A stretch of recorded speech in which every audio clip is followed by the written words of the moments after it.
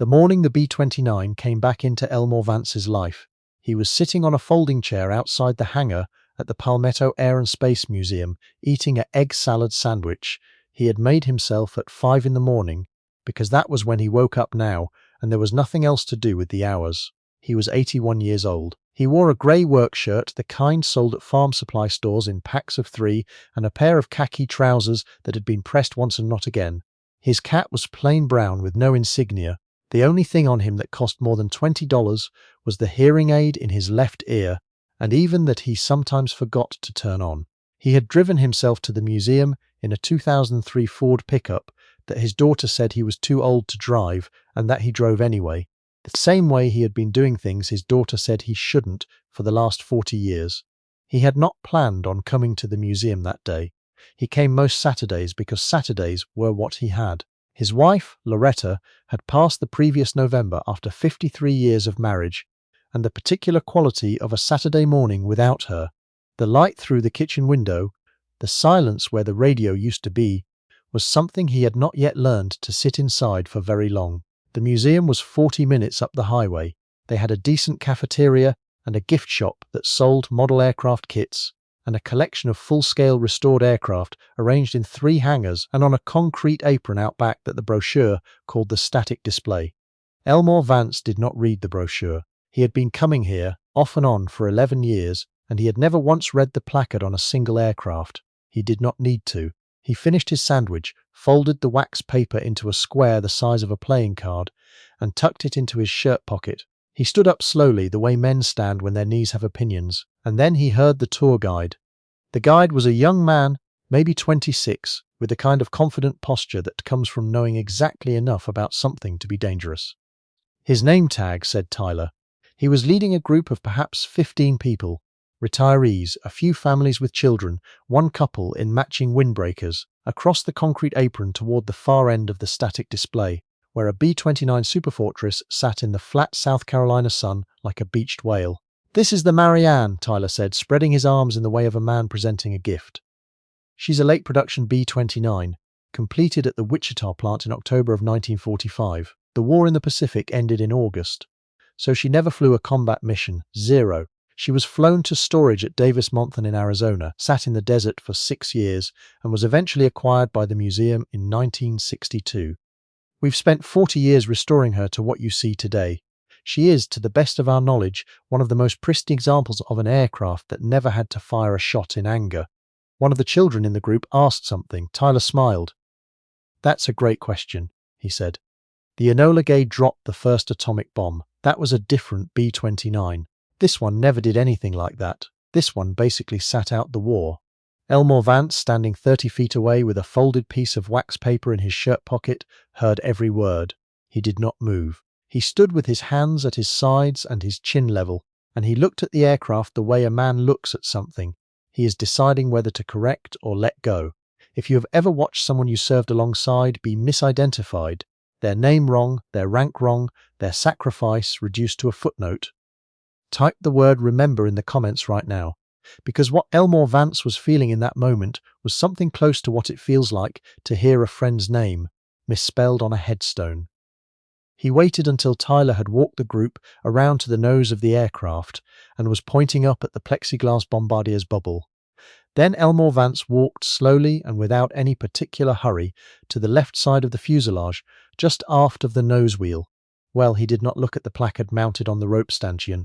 He did not look at the engine nacelles or the twin rudders or the gun blisters, though he could have described each of them from memory with more accuracy than the placard would have managed.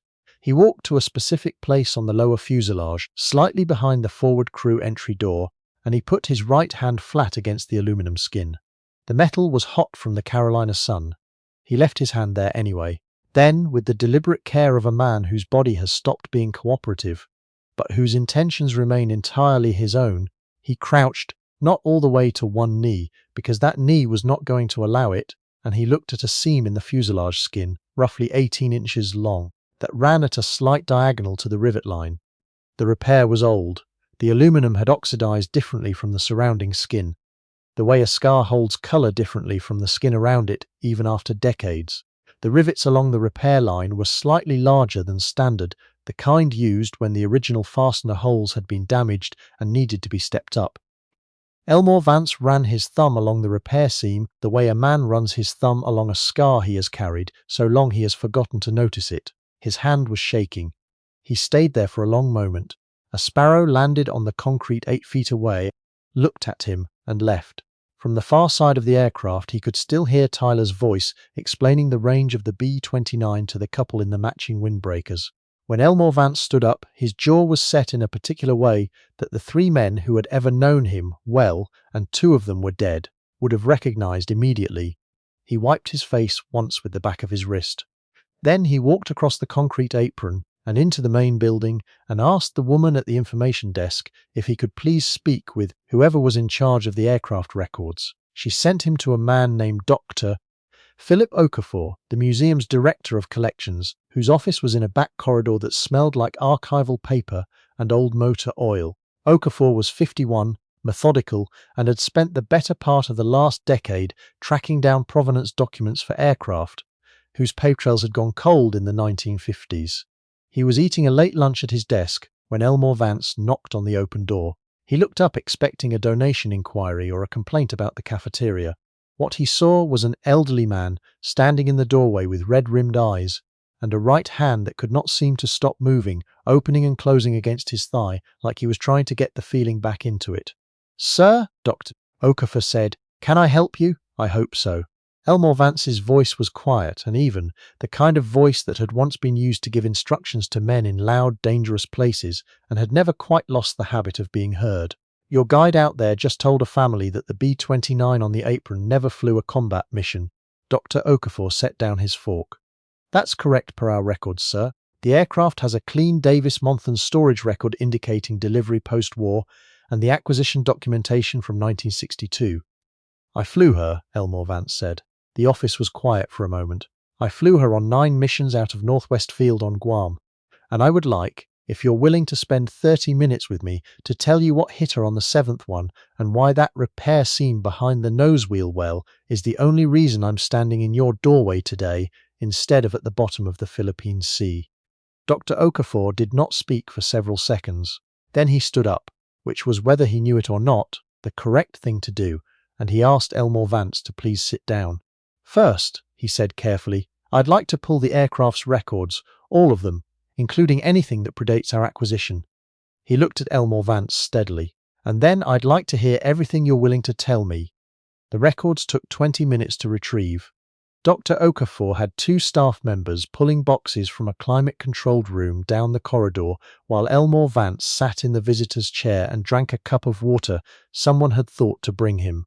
The file, when it came, was substantial. 3 folders, the outermost labelled in faded stencil, B-29 BAF serial 4487671, forged DMAFB 1946. The inner folders contained the Davis-Monthan delivery paperwork, the 1962 acquisition agreement, and 40 years of restoration records. There was no mission record. There was no crew roster. There was no unit designation. Elmore Vance looked at the folders the way he had once looked at maps of targets he didn't want to hit, but was going to anyway. Then he reached into the breast pocket of his work shirt and took out a small notebook. It was not the kind of notebook you bought at a drugstore. It was the kind that came from a military supply office in 1945, stiff-covered, the colour of old cream, the corners soft from decades of being carried. He opened it to a page that had been folded down at the corner until the corner had worn to a round nub, and he laid it on top of the acquisition folder.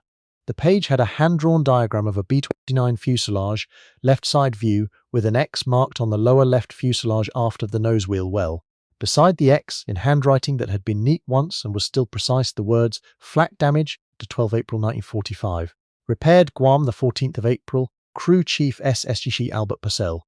Below the diagram in the same hand, Mission 7, Target Koriyama, and below that a column of 6 names. Dr. Okafor leaned forward. The first name in the column had a line through it. The other 5 did not. "That's Thomas Waverley," Elmore Vance said, pointing to the crossed-out name without touching it. "Bombardier. He was 22 years old. He was from a town called Cairo, Michigan. He wanted to be a veterinarian after the war. He kept a photograph of his dog in the pocket of his flight suit, and the dog's name was written on the back of the photograph, and the dog's name was Howard. Dr. Okafor's hands were still. The flak came up through the lower fuselage during the bomb run. Tom was forward of where the damage was, so it wasn't the fragments that killed him directly, it was the pressure. The decompression in the forward compartment happened faster than. Elmore Vance stopped. He breathed once, slowly. We lost pressurization in under 4 seconds. Tom had taken off his oxygen mask to clear an equipment problem. That was standard. Those masks fogged up. Everybody did it. He didn't have time to get it back on. The office was completely quiet. The other 5 of us got her home. Albert Purcell's crew had the hull patched in 31 hours. We flew her again 2 days later. He looked up at Dr. Okafor. I flew her 6 more times after that. The last time was August 14, 1945, the day Japan surrendered. We were already airborne when the recall came over the radio. I flew her home to Guam, and I climbed down off the wing, and I did not expect to ever see her again. He closed the notebook. I am asking you, he said, with the patient precision of a man who had learned a long time ago that the way you said a thing mattered as much as the thing itself, to please go back through your provenance chain and find out how a combat aircraft with a documented repair and a crew lost ended up in your records as a post-war storage aircraft that never saw action. And I am asking your guide out there to please stop telling families that she sat out the war. Dr. Okafor picked up his phone. He asked the front desk to please find Tyler and have him come to the collections office, and to please also ask if any of the visitors currently on the apron tour would care to step inside for an additional presentation in the reading room. What happened next did not happen the way things happen in movies, where everyone gathers quickly and the old man stands tall and the music swells. What happened next took almost 2 hours, and most of it was quiet. Tyler came in first. He was 26, and he knew aircraft specifications and restoration history and procurement records, and he had given the apron tour 112 times. When he walked into the collections office and saw the old man in the plain grey work shirt sitting across from Dr. Okafor with an open notebook on the desk between them, his face went through several things in rapid sequence: competence, defensiveness, and then, slower, the particular look of someone who is beginning to understand that they have been confidently wrong about something that mattered. He did not say anything. Dr. Okafor asked him to please arrange chairs in the reading room. 11 people came in, the couple in the matching windbreakers. A retired schoolteacher, named, who had almost turned around and left after the apron tour, but had stopped for a restroom break at exactly the right moment. A man in his late 60s, who turned out to be a docent for the museum's ground vehicle collection and had wandered over on his lunch break. 4 members of a church group from Myrtle Beach who had come for the cafeteria and stayed for the aircraft, and 3 members of the Waverly family. Thomas Waverly's daughter, Sandra, who was 59, and had driven up from Beaufort, South Carolina, for what she'd thought was going to be a quiet Saturday visit to see the kind of aircraft her father had died in, and Sandra's 2 adult sons, neither of whom had ever heard the full story of April 12, 1945. They had not known Elmore Vance was here. He had not known they were coming. The odds of them being in the same building on the same Saturday were the kind of odds that make you wonder about certain things. Elmore Vance sat at the head of the reading room with his notebook open on the table and his cap in his hands, and he looked at Sandra Waverly for a long moment before he spoke. And she looked back at him with the expression of someone who has spent 59 years preparing for a conversation she did not know she needed to have. "Your father," he said quietly, "was the finest bombardier I ever flew with, and I flew with 6. Sandra Waverly put her hand over her mouth. He told them about Northwest Field on Guam in the spring of 1945, when the island still smelled like torn vegetation and diesel, and the rain came sideways off the Pacific every afternoon at 3 o'clock. He told them about the crew, himself, Elmore Vance, aircraft commander, 24 years old, from a small town outside Memphis that doesn't exist anymore, Ray Sato, the co-pilot, and Nisei from California, whose brother was serving in the 442nd in Italy, while Ray flew bombing missions over the Japanese home islands. Gene Alderman, the flight engineer, who kept a running list of mechanical complaints in a small green notebook that the crew called the complaint register. Felix Moreau, the radio operator, who claimed to be from New Orleans and whose accent suggested he might actually be from New Orleans, and Lloyd Petit, the tail gunner, 19 years old, who had enlisted before his high school class had graduated and who everyone called Shorty for reasons that had nothing to do with his height. He told them about the morning of April 12, 1945. The target was the Koriyama Chemical Complex, north of Tokyo. The flak over the target area had been described in the mission briefing as moderate. He told them that moderate, in the experience of the crew of B-29 serial 4487671, had consistently meant something more energetic than the word implied. He told them about the bomb run. 4 minutes and 30 seconds of straight and level flight, no evasive action, while the flak came up through the overcast below them and moved through the formation looking for something to find. He told them about the moment the aircraft shuddered, not the sharp concussive bang of a near miss, but a deeper, duller percussion like being punched through the floor. He told them what the pressure gauges did. He told them what he heard on the interphone. He told them that the first words out of Tom Waverley's mouth after the decompression event were not about himself, but about whether the bombardier's sight had been damaged, because he was mid-run and the bombs had not yet released. "He released on target," Elmore Vance said. "We did not know he was in trouble until after the bombs were away." He had not said a word. Sandra Waverley was crying without sound. Her older son had his arm around her. The younger one was staring at the floor with his jaw tight in the way men look when they are trying to hold their faces together. He told them how Ray Sato had kept the aircraft trimmed through 2 hours of degraded pressurization on the flight home to Guam. He told them how Gene Alderman had rigged a temporary seal for the fuselage breach with a piece of canvas cut from a survival kit and a tube of rubber compound from the emergency repair kit, which had not entirely worked but had worked enough. He told them that Albert Purcell, the crew chief who repaired the aircraft the following day, had told Elmore Vance privately that what Alderman had done in the air was borderline miraculous, and that Albert Purcell was not a man who used the word miraculous. He told them about the crew's last mission together, August 14th, and the recall that came over the radio, and the long flight home over the Pacific, and what it was like to climb down from an aircraft you had flown 9 times in 5 months, knowing the war was over and knowing that Tom Waverley was not going to see it. He told them that he had never spoken of this in public, not to his children, not to anyone, that Loretta, his wife of 53 years, had known the broad outlines, the way wives know the broad outlines of things their husbands carry, but had never pressed for more, that he had come to this museum today because Saturdays were hard now and the museum helped, and he had not expected anything to happen at all. When he finished, the room was quiet, the way rooms are quiet when no one wants to be the first person to breathe too loudly. Then Tyler stood up. He was the youngest person in the room by 30 years, and he stood with the look of someone who understands, for the first time, the specific weight of saying the wrong thing in front of the right person. "Mr. Vance," he said, "I owe you an apology, and I owe her an apology." He paused. "The aircraft. I've been saying the same thing for 2 years. I'm sorry." Elmore Vance looked at him for a moment. "You didn't know," he said. "That's the whole point. You didn't know because the paperwork didn't tell you. The paperwork is wrong. Fix the paperwork." He picked up his cap from the table. "That's all I came in here to say." But he did not leave immediately, because Sandra Waverley had stood across the room and was standing in front of him with her hands at her sides and her eyes red, and she was looking at him with an expression that her own father, who had been dead since before she had finished high school, was the last person to look at her with, and she did not say anything because there was nothing adequate. But she held out her hand, and Elmore Vance took it, and they stood there for a moment that lasted longer than a moment. Within the hour, Dr.